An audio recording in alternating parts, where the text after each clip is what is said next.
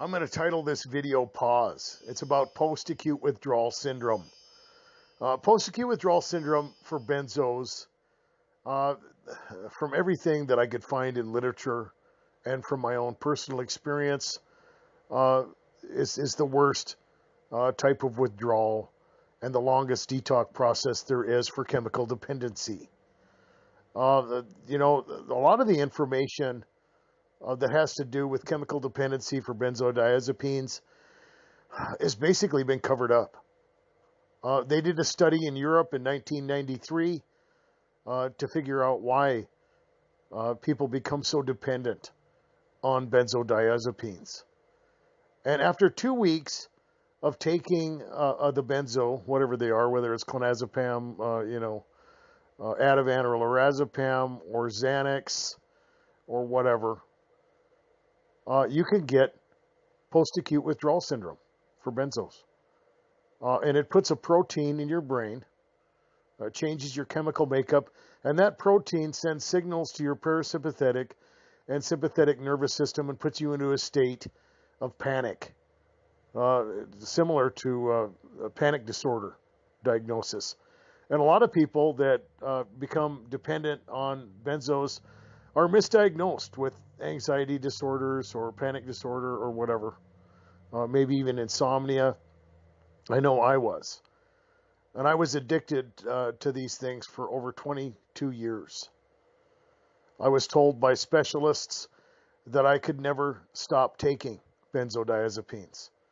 I was told that I would never get natural sleep. I was told that I would die an early death. And, that was all false. And it has a lot to do with the fact that a lot of the information out there is just not there for doctors.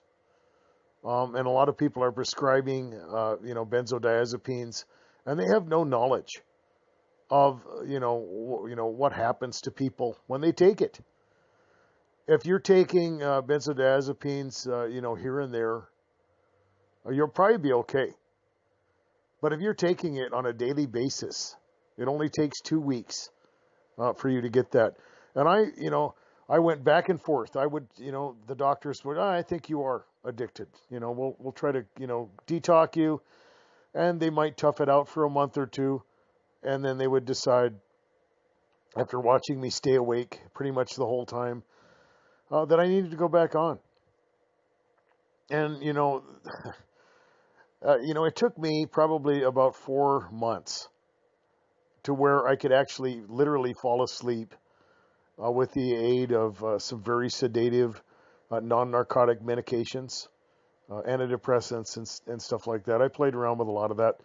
But that's something that if you're going to be doing this, you're going to want to do. And by the way, I'm not a doctor. Okay, you're going to want to be working with your doctor if you're planning on doing this. It's going to be one of the hardest things you've ever done, but it's going to be worth it. And, right away, it's real tough. Not everybody has it as hard as I did, but a lot of people, they have to do that. They have to do the 2 years. It takes 2 years for that protein to go away. If you're planning on maybe just going, to, a treatment center or something, that's fine. Because, by the time after the 3 or 4 week or 6 week treatment that you're going to do, you're probably going to be, you're going to be leveled out to the point where you're going to be at least sleeping a little bit at night with the aid of, like I said, some non-narcotic sedative, medications. And then, it's going to be very confusing. And that's why I think a lot of doctors are confused, because it comes in like waves. You might be okay, for maybe, a few days or maybe a few weeks, or the longer that you do this, you might even have a few months to where you feel pretty good. And then it's going to come back. And it's going to grab a hold of you. And you never know how long it's going to be. It might be for a day. It might be for a few days. It might be for 2 months. I've seen it at the end of the 2 year period when I was detoxing. it grabbed on for about 2 months solid, and it kicked my butt. I don't know. It's like dealing with something that's literally alive. The benzos, they're the toughest. Uh, they're the toughest, detox process, chemical dependency situation that you're going to deal with. They're the hardest habit to kick, in my opinion. With alcohol, you can usually detox within a couple weeks max.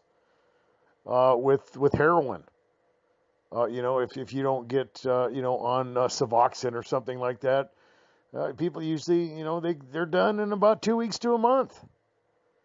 With pain pills or something. That's a hurly burly that lasts a couple of weeks usually, maybe a month. And I'm not talking about the psychological side of it. I'm talking about the physical detoxification. And so benzos are brutal. And you're going to want to be working with a doctor. You're going to want the people around you that understand. And I'm probably going to be making some videos that have to do with that for your family members so they understand what you're dealing with.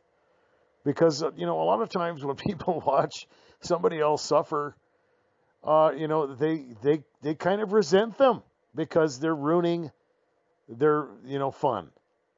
Why don't you just get better?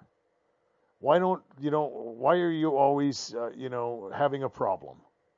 And, in other words, why do they have to, feel sorry for you? Why do they have to be concerned? And a lot of times they take it out on the person. And you're probably gonna experience that. You will, unfortunately. You're not gonna want to be around loud noises. You're not gonna want to be around, people who are moving around fast and talking loudly and, slamming doors or whatever. You're probably going to have to avoid caffeine. There's, the bright light is probably going to annoy you. There's a lot of things that you're going to have to deal with. So, it's worth it. And don't believe the lie that you can't, get away from this stuff. A lot of doctors told me a lot of different things, and some of them said that there's no going back. That when you get, addicted to benzos like that you're, going to be taking them, for the rest of your life.